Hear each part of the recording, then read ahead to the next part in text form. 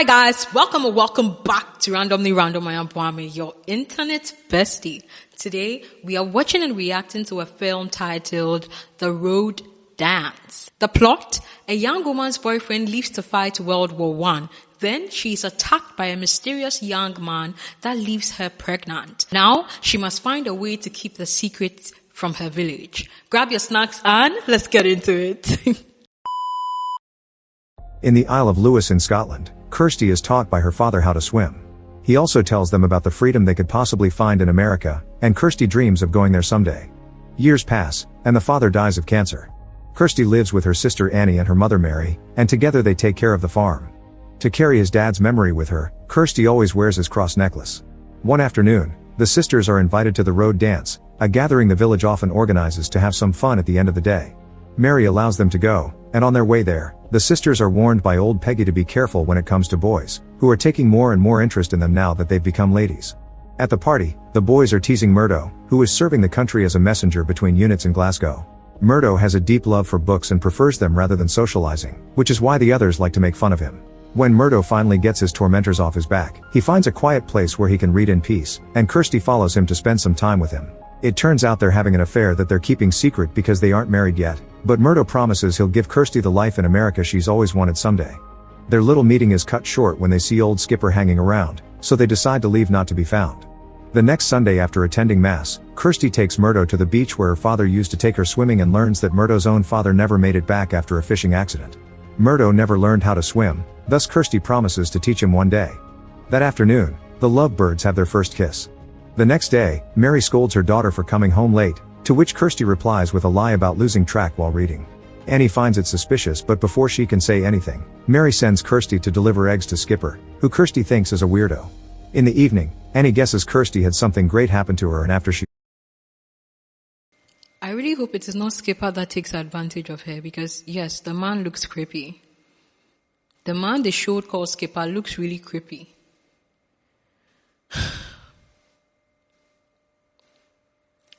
Let's see what happens. And the old woman who stopped her to advise her, I mean, that's a good advice, but in light of the plot, in light of knowing someone is going to attack her, I feel like that it's like some weird stuff. I don't know. Let me know what you think. Let's continue. Swears she won't tell their mother, Kirsty decides to share with her little sister what kissing a boy feels like. Sometime later, the villager receives an official announcement calling for all the young men to join the army, which is obligatory. No. Afterward, Murdo meets Kirsty at the beach so she can finally teach him to swim, using the same technique her father taught her. Once their little date is over. Oh, okay, so he doesn't know how to swim. I was about to ask, why is he walking like that out of the sea? We thank God for those days. We thank God for, I know there are some countries still experiencing that, where young men are told to come and sign up for the army. But thank God for countries that give people like the freedom to choose. Thank God for countries that are peaceful. And we pray for the countries that are experiencing war, that they get to experience what peace is like. I come from a country that is relatively very peaceful, and I feel like I take it for granted most of the time until I watch the news, And that could be hard on a relationship, somebody going to war, the anxiety of if they will return, the anxiety of if they will ever come back, especially if you've experienced loss before and grief, Let's see. So I guess he's going to war. Not because he wants to, not voluntarily, but because it's sort of a compulsive thing. It has been announced, so he has no option. Murdo finally tells Kirsty he's been called to fight in the front lines, which breaks Kirsty's heart. To try to cheer her up at least a little, Murdo promises he'll come back when the war is over and he'll marry Kirsty to then take her to America. How long do you In the think evening, war will last? the village throws another road the dance war to say last goodbye to 20 the years? guys. Kirsty wears a beautiful dress Mary gifts her and used to wear when she was courting her father. Then Murdo comes to pick Kirsty up, bringing flowers with him, which makes their relationship public. I was about to say, wait, no, they are not a secret anymore, but good for them.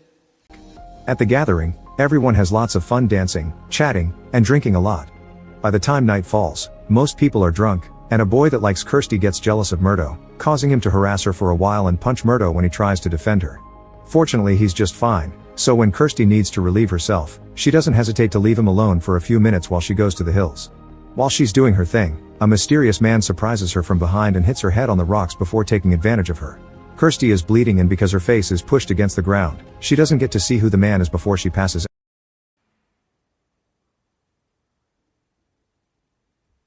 Oh my goodness, this is worse than I imagined the plot will unfold.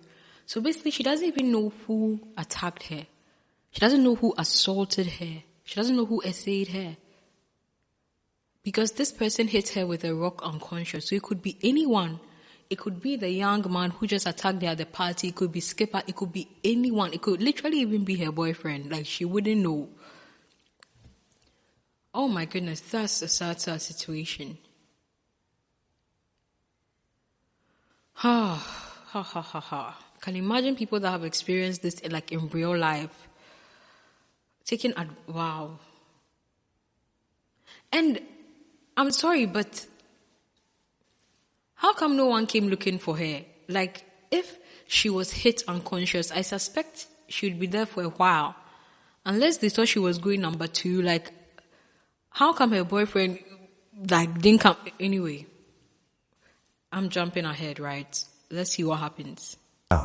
A few hours pass, and when Kirsty doesn't come back, Murdo goes looking for her and finds her on the hills. So he wakes her up as soon as he notices the blood, but Kirsty only tells him that she fell. Murdo immediately takes her to see Dr. McLean, who takes her in and gives her some medicine plus stitches for her wound while Murdo runs to tell her family. Why didn't she tell McLean notices Kirsty has pain in her lower regions, but when she insists that she fell and doesn't remember anything else, McLean lets her rest for the night. The next morning, Murdo takes Kirsty to her family so she can be taken care of, and when Kirsty is finally alone in her room, she checks her underwear, breaking into tears when she sees the blood that confirms what happened last night. Desperate not to be found out, she throws her pad into the fire. Later, Kirsty joins the rest of the village to say goodbye to the boys. Murdo reminds his brother to take good care of their mom before giving Kirsty a book with his favorite quotes. He also gives her enough money to take a ship to America in case he doesn't make it back. In return, Kirsty gives him her father's necklace, but she refuses to kiss him because she still feels dirty. After all the boys leave with a blessing from the priest, Kirsty goes back to the hills where everything happened and privately has a full breakdown, unaware that Skipper is watching from afar. That night, Kirsty has nightmares of the attack, and Mary has to wake her up to stop all the... Why is Skipper there? What's he doing there? You know, I know there will be a plot twist where it might not be Skipper, but maybe, who knows, Skipper might end up being like a savior to her, some sort of person who helps her out. Let's find out. Or maybe he's a creep. Let's see. Screaming. The next morning, Constable McCrae comes to check on Kirsty because Peggy had been worried about her, but once again Kirsty promises it had been just a fall and nothing else. Weeks begin to pass, and Kirsty keeps track of her monthlies, or lack of, in a notebook until eventually she has to face the truth. She's pregnant. She doesn't tell anybody though because she still doesn't want to bring shame to the family and miss her chance to marry Murdo, who writes to her as often as he can. His letters are the only comfort Kirsty has nowadays. One morning, but I can only imagine, like, the stigma. And why do people even... This girl was SA'd. And people are still going to look at her in a very weird way, which is pushing her to do all this. And I'm sorry, but if you have a family who thinks of their reputation before they think of how you're doing, your welfare, go no contact with that family. It might not be as easy as it sounds, but yeah, find a way. Because that family is really not healthy for you. I hope she confides in someone. I hope she speaks to someone. Maybe Skipper. Let's see. Maybe he's also a creep. She brings another delivery to Skipper, who in return gives her some flowers for her and her mother. Kirsty finds the gesture very sweet and notices Skipper has a picture of America, prompting him to share some stories of his travels. This makes Kirsty admit she's been misjudging Skipper all along. As the baby grows, Kirsty begins having the usual pregnancy troubles, like wanting to throw up at random times. One time this happens when she's in town, and Peggy begins getting suspicious. When it happens at home, Mary and Annie worry about her, but Kirsty just blames it on a stomach bug and brushes them off rather coldly. When her belly begins to grow, Kirsty hides it by wrapping some cloth around her abdomen and wearing baggy clothes, which is rather painful and makes her extra hot. Kirsty also begins sleeping more and waking up in awful moods, which gets her scolded by her mother often. One evening, Mary invites Dr. McLean for dinner to thank him for taking good care of Kirsty, and they get to hear the story of... Guys, I have never been pregnant before, but isn't that harmful to the child? Like the wrap she puts around her waist. Let me know in the comments. I feel like if she had confided in someone by now, she would have gotten some sort of help. I don't know. Wait, her boyfriend Meadow gave her money to move to America if she didn't hear from him, right? What if she just left and started a whole new life in the States, like she's always wanted to, with the money that Meadow gave her? But the thing is, I'm sure she feels guilty spending the money Meadow gave her to go start a new life with a baby that is not his. His failed marriage. The doctor's wife left him after he went bankrupt for offering his services to the poor. Some days later, Kirsty overhears the mailman saying the army is starting to think they'll need to get the women's help too. He also brings a telegram for the neighbors saying their son died in battle. Desperate to help her country so the same doesn't happen to Murdo, Kirsty drags Annie with her to ask Peggy to start a group of knitters, since the army takes donations of all kinds of garments. Peggy is happy to teach all the girls in town, but she can't help wondering why Kirsty keeps wearing such a thick big coat. To avoid answering the question, Kirsty says she isn't feeling well and flees to the hills, where she takes off the binding cloth to get some relief from the pain and takes the chance to read Murdo's latest letter.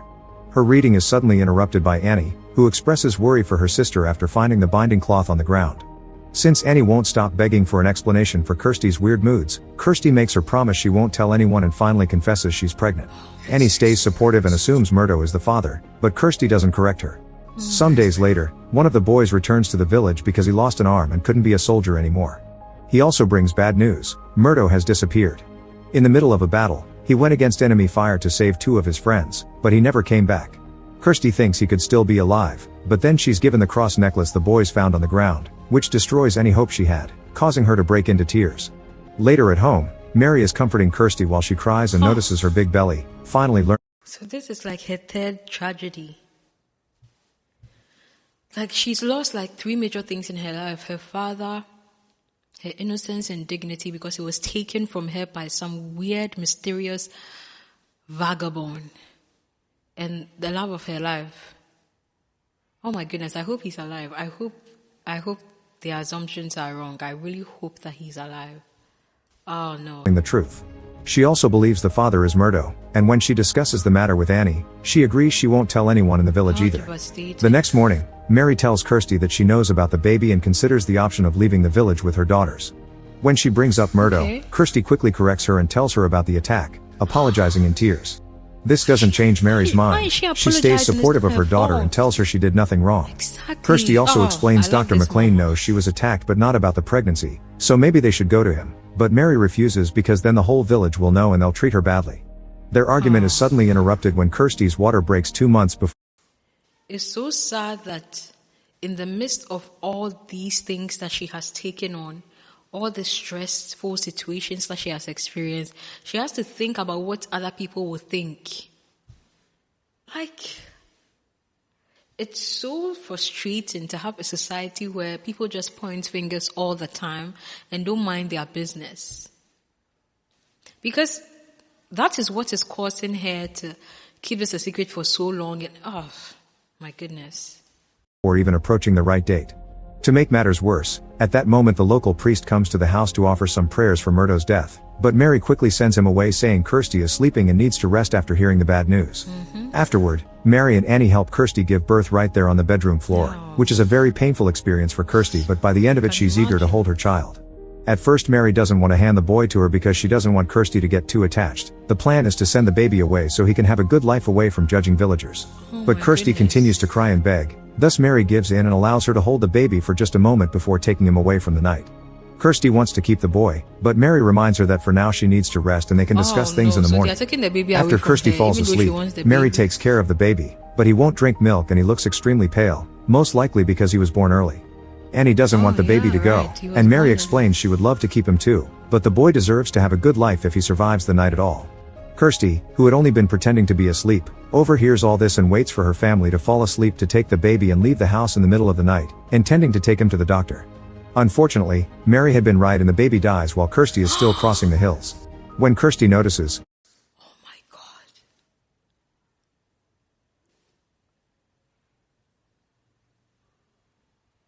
She carried this baby for 7 months. Wait, first she endured an attack, an essay, an abuse. Then she carried this baby in secret for 7 whole months. Every day reliving her attack. I mean, she was unconscious for the most part of it, but I'm sure that's also that's also a part where she beat herself up for being unconscious, not being able to fight back. You get what I'm saying? Like the psychological trauma of everything. Now she gives birth and the baby dies. The baby she wants dies. Oh my goodness. Whew. Wow, this movie is heavy. She apologizes in tears and puts her necklace inside the baby's clothes before deciding to end things because she feels guilty for the baby's death. At that moment, Annie and Mary arrive, but it's too late. The baby is taken away by the waves and Kirsty almost drowns. As she begins remembering her father's swimming lessons, Annie appears in the water and helps her sister out. In the morning, Skipper finds the baby on the shore and tells McCrae, who immediately goes to see the doctor to ask him if he knew of any pregnant women in the village. McLean responds he doesn't, and when McCrae remembers the weird circumstances around Kirsty's supposed fall months ago, McCrae sticks to his story. Still unconvinced, McCrae takes the doctor to Mary's home and makes him check on Kirsty to be sure she hadn't been birthed.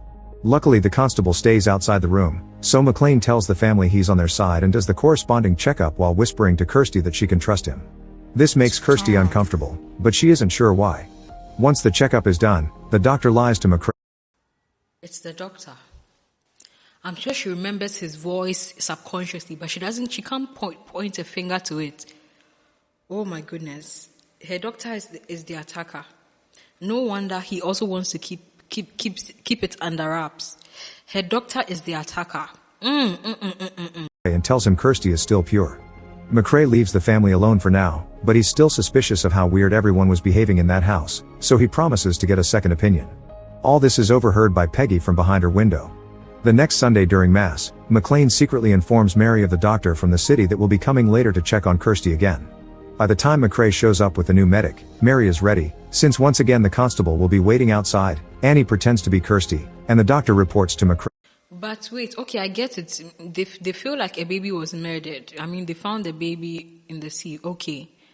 But what right do they have to come and keep checking on her to see if she's pure?